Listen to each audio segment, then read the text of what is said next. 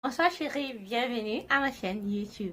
Hi bestysquad, I am Massimo Mata. To all that just newly joined, you guys are most definitely welcome. So today's video, I'm going to be reviewing the most emotional episode of Skinny Girl in Transit, and secondly, most of you are from Ghana and Nigeria, so I thought, since I know French, why not teach you guys one or two words that I can use to impress somebody, to talk to somebody, to show charm. So in every video, at the end of every video, I'm going to be teaching you guys a statement in French, what it means and where you can use it. Okay, so let's get in and review what Skinny Girl in Transit today was all about.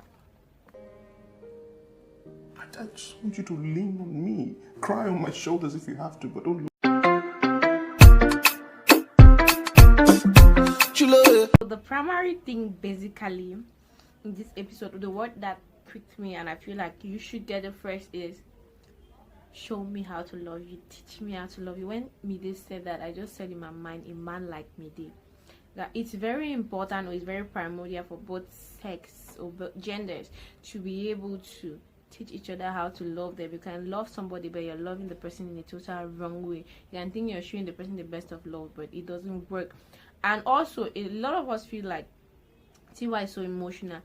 I feel like there are some women who are that emotional, more emotional and less emotional. To everyone their own, to each their own. So we have to accord some respect to Tiwa's name. Okay, but if you think she was a bit overreacting, comment section and tell me what you think. And for Mide, as I said, a man like Mide. Okay, this episode was absolutely beautiful. I want to go from storyline. I enjoyed the storyline of this episode, and I feel like at this moment this is one of the best African / Nigerian web series on the internet right now. The message is clear, it is relatable, each of us can relate in different levels, but we can just relate, okay, which I like so much. The African mom perspective, the African home dynamics, we see all of that in this episode. So this episode starts with Mide and Tiwa in the hospital. She just lost a baby, and stress will come in, depression might come in for some people, and a lot of emotions back and forth. I just want to add that the voiceover that they use when Tiwa sometimes is talking, I really appreciate that. It's really beautiful.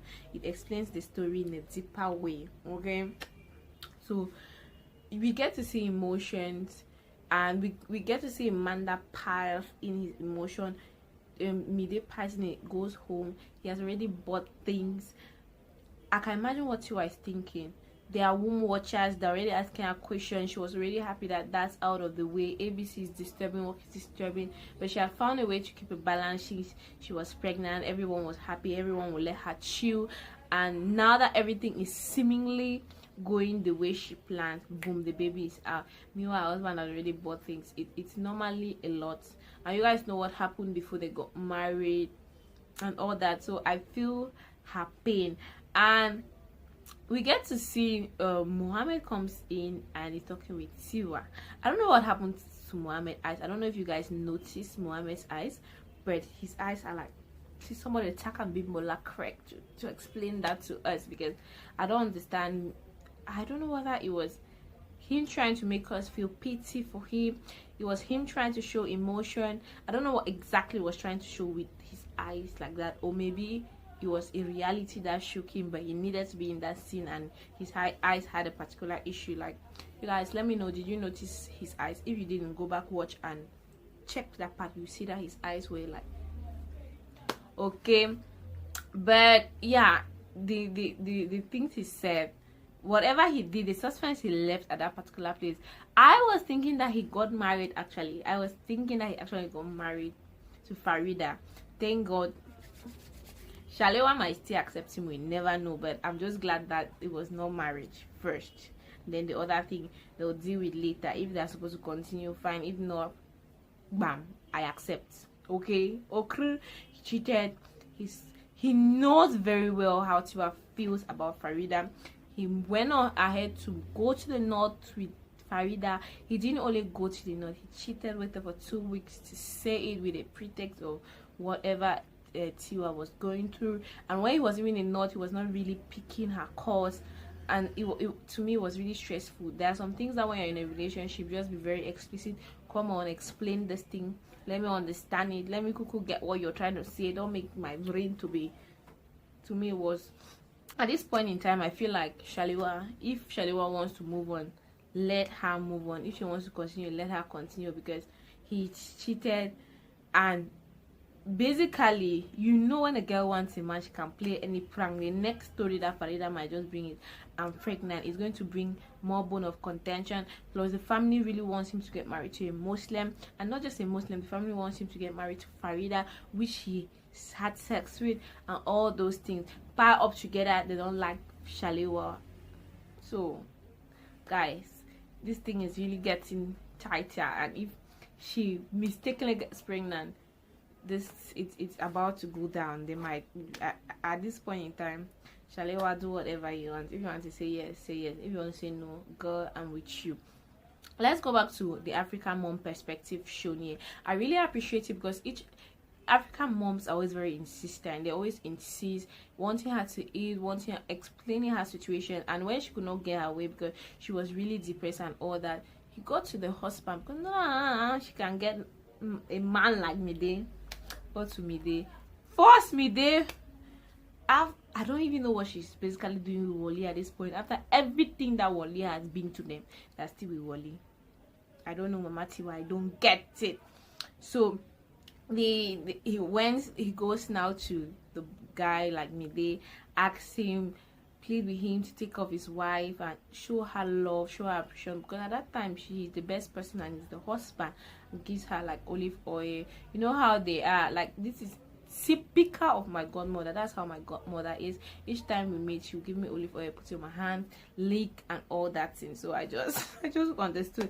And did you guys see it? It seems there was something written on the olive oil like shock. I didn't see it very well, but if you saw it, let me know in the comment section. Like, was that on purpose, or it was just a mistake and then we just cut and saw it. And we go to the dynamics of the couples. It's very clear Tiwa is a hyper emotional person, and Mide is a strong man and really truly loves his wife. From everything we have seen from him, show me how to love you, coming to the house, pleading on her, tell me how you feel, talk to me, accepting ABC. It's not about ABC, we really need to talk out things. From all the dynamics, we see in a larger picture that Mide actually truly loves his wife. Now let's go to the perspective of Tiwa. Tiwa is a hyper emotional person. She has mixed feelings at every moment. She can be sad, she can be depressed, she can be just outburst, which all of that, I feel like it just gets us to know that Tiwa is a very emotional person. She blames herself. She's going through depression. I feel like they should go for actual counseling, because at this point in time, she leaves her husband's house at the first problem to go back to her mommy's house.